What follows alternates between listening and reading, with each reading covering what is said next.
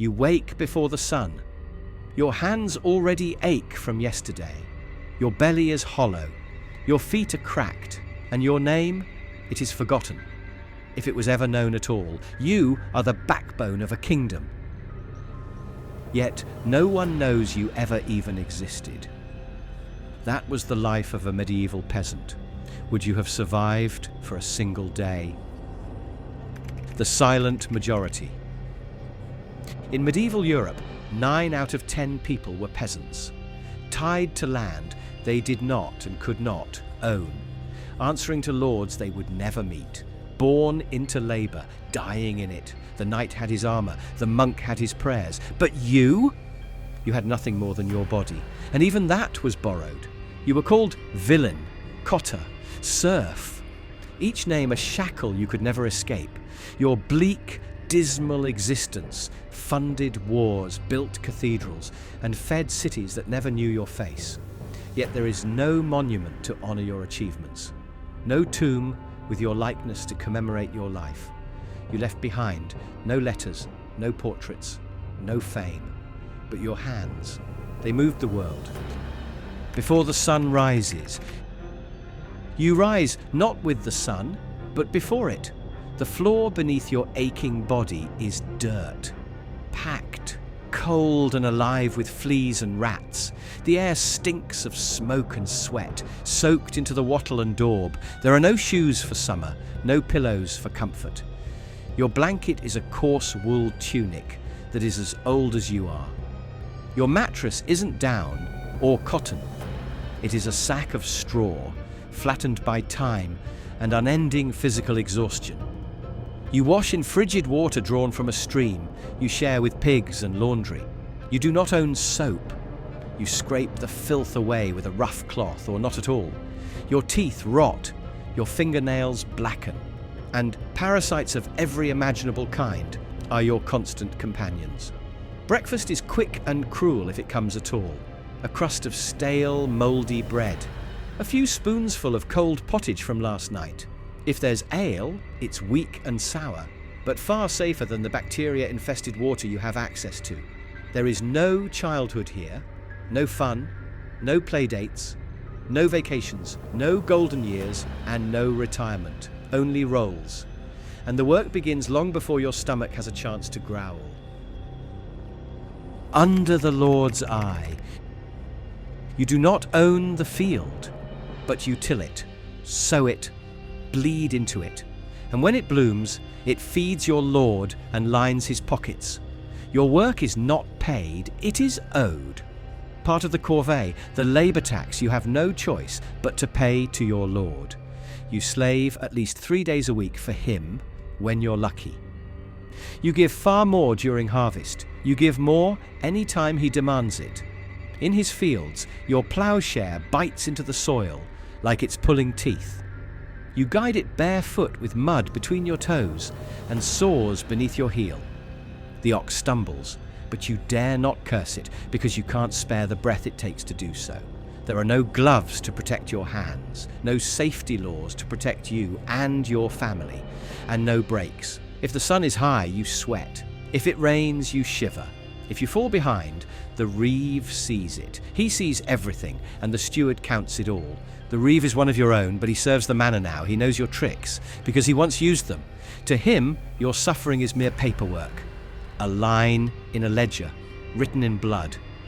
But not everything in your life is cruel and concerning. You nod to a neighbour, maybe even whisper a joke if no one's listening. You thank the child who brings water. You catch your wife's warning look and straighten up, because she's seen the reeve coming. This is not freedom by any stretch of the imagination, but it is familiarity. And on some days that is enough, but those days are few and far between. When the world breaks.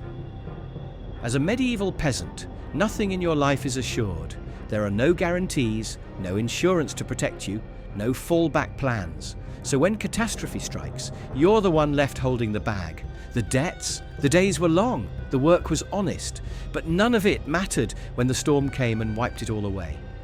Because the sky does not care, and neither does your Lord. The barley is gone. Months of labour ground into wet straw and disenchantment. The wheat has drowned, the oat sacks mould, and still the tithe must be paid, 1/10 to the church, 1/3 to the Lord, and the rest? The meagre slice that is left to provide for you and your family is never ever enough. You beg and plead for leniency, but the steward says no. You appeal to God for mercy, but the priest says, pray harder. And then the fever comes for your children. There is no physician, no leech, no balm that works. Your boy survives, but you bury your daughter in a shallow grave behind the hedgerow. There are no prayers, only rain. The work was endless and back-breaking, but what breaks you is knowing this. It will never be enough, and it will never end until you're covered in earth beside your child. The quiet after. The storm eventually passes. The fever subsides. The child has been buried, if not forgotten. Your world feels even darker than it did the day before, but the day begins anyway. Your pain be damned. There is no breakfast, there is no appetite, just a dull, unspoken understanding. Something must be sacrificed if what's left of your family is to survive. The goat was your source of milk. Now it is meat. And when that is gone, there's nothing left to kill but the future. But you're not alone in your suffering and fear. Someone fled the village last night.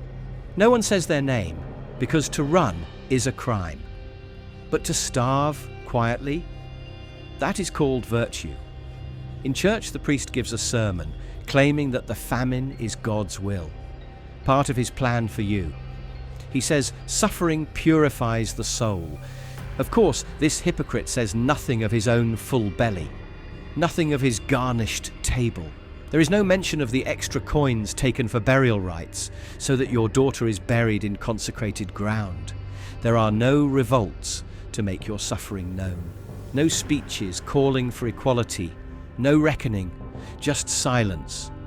And the next day's labour, the sun still rises and you still kneel, but not in worship, in soil.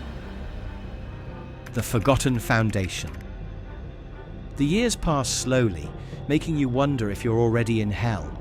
Your body starts to give out, yet still you rise. Still you work. Still you bend to the earth like it is your master. Because it is. You built their churches.